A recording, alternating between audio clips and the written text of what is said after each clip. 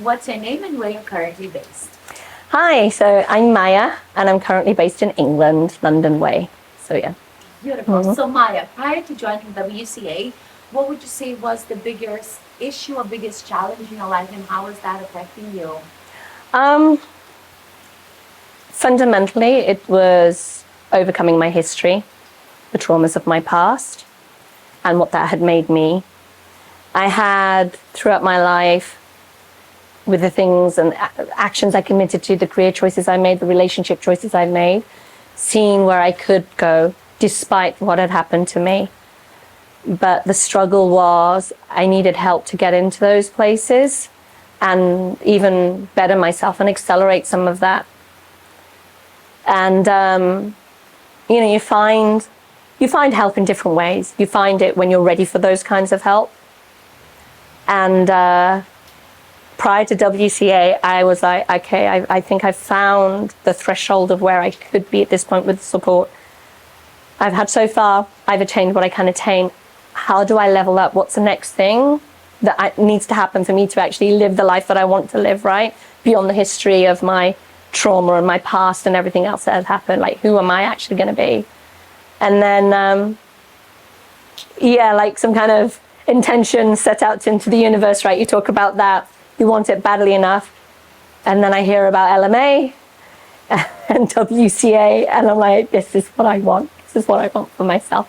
So now that you made it here, you're in Thailand with us. So what would you say maybe surprised you the most or made you the happiest about being here at WCA? What wasn't there? Like, sorry.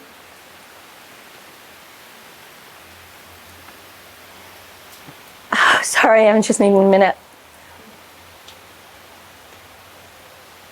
What made me the most happy about being here in Thailand is the family I found. I've had a lifetime with that. I didn't come from a very strong family, supporting, nurturing. Excuse me, I'm going to get emotional. I did not expect to be crying during an interview, but I did not expect to find a family here. In my mind, I've been on self-development courses and things like that, and you have a moment of connection with people and it's great and it disappears. But here I'm creating real bonds with people. We're sharing real stories. It's funny, we've all come in with our hearts and our souls the best way we can, as open as we can be, and we want guidance on how to heal. And when we look at Tim and we look at the people on the course go and show us how to do it. And the surprising thing is our family is also part and parcel of that journey, providing that feedback. And I didn't expect that. And it's been amazing. I have never felt myself to be in such a warm and nurturing environment. I did not expect that. And it's whatever happens beyond this, I will always have that. It's going to be one of my longest lasting memories. And honestly, you are such a huge part of this family, feeling like I mean it from bottom of my heart. So on that, then, for you specifically, what would you say was the biggest breakthrough or aha moment that you have experienced so far?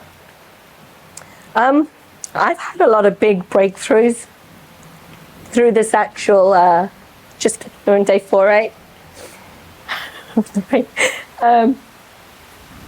But it always begins with the first one, right? And it can be a quiet and a humble breakthrough that leads like dominoes to the next thing. And I had my first breakthrough within the first 2 hours while Tim was talking. When he was talking, we had that 4 boxes of the things that stop you from succeeding. And the resistance to connect really resonated with me. And I realized when he was talking about it, he was discussing about connecting with others and connecting to initially it started off externally. That's how I interpreted the narrative. And then my brain went, you are resisting to connect with yourself and your story. And it was like everything in my life, from my relationships to all those life pillars, specifically relationships, which is a big part of why I'm here. I was like, I can't create those relationships and have those connections. I have them all. Most of my relationships are very deep ones, but I can't create new ones and new meaningful ones without truly giving of myself. And the only way I can do that is connecting with myself first. So I have something to bring and to give. And I have a story which, yeah, admittedly, I did not want to connect to, because without going into it, who would want to connect with that? And I was bringing a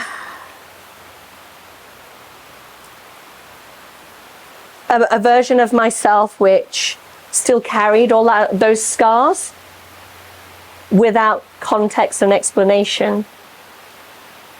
So when I was coming in, people could see those behaviors and people couldn't understand, and I'm still being loved and I'm still being accepted, but that can only be surface level until you are able to actually talk about your story and connect with that story. So the resistance to connect was my big breakthrough, and it happened within the first couple of hours, and everything after that just got bigger and bigger and bigger. I won't even go unless you want me to, but I would say that was my biggest aha moment, because it was my first, and it was what triggered the other ones. They talk about like small sparks, like big fuses, small hinges open big doors, all of that. Oh my God. So 2 more things. One, Okay. for people who, because I feel like with you to talk for a half an hour, Okay. an hour. So for people who are watching this and they feel you, because you wear your emotions, let's put it that way, like it's easy to feel.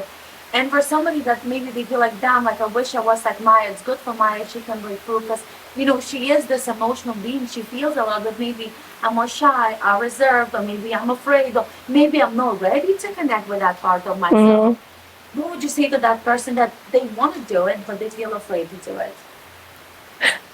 I could tell that I'm all of them in one go. I grew up in an environment where showing any kind of emotion outside of what was almost like a still level was wrong. I couldn't be too happy, I couldn't be too sad. Any form of expression was some kind of, I don't know, rebellion or act of something that went against the norm, and that level changed over the course of time. So I never understood or knew how to express myself fully and be in touch with those things. It's only through, yeah, I did some healing before I came here. Obviously, I've dedicated my life to healing and bettering myself. But coming here was when I felt like, okay, everyone else is wanting to share too. Maybe I can share. And I took that little, talk about faith, right? A little leap of faith, which became a big, actually ended up as a big jump, right? And that resistance to connect, it was still here on day one. It was still here on day one. I knew I wanted to, but I couldn't get past that next bit. And then it was like, I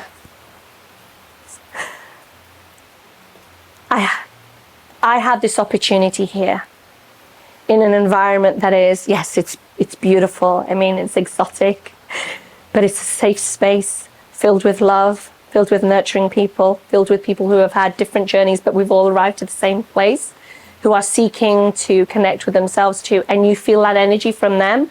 And if they can do it, you can do it. It's almost like a lovely self-perpetuating thing.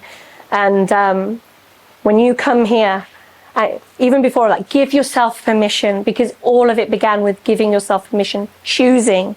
Just making even the smallest of choices can have the biggest impact.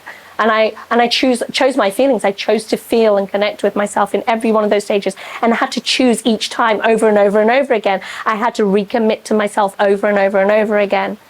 And just the smallest commitment to an expression and choosing to connect with your emotions is the start of something big. And those small steps led me here to WCA. It's where I could then fully embrace that part of me. So one last thing, and this is a freestyle because I feel like the wisdom flowing, I want to use the juices. So okay. One last thing, maybe not even a question, but like a message that you would like to share with people who are listening to this. It could be to your past self, it could be to the people that are watching this, or it can be just anything in general that you feel like needs to come out. Immediately my head says own your story. Because yes, the past shapes you and it creates you with those boundaries and it fills you with all those beliefs and stories and you carry them with you everywhere. But unless you actually own those, you can't change the narrative. Unless you are accepting of this is who I am, I come as a package. Can you even begin to figure out, okay, how do I begin to change it? And the next thing is, Once you've owned your story, know that you can actually change your story. But it begins with owning it first and then choosing to change it. And I would tell that to my past self. And I think I kind of always knew it at different degrees and different levels at different points in my life. Now it's a conscious thing. Now it's at the forefront of my mind. Whenever I now think I'm going to get a moment where I'm being pulled back, I have now been here long enough and had enough of an adventure here to create a compelling future for myself. A narrative that I do want for myself, which is bigger than the story I had before. And now I can evolve it. I can change it. But again, it began with first owning my story.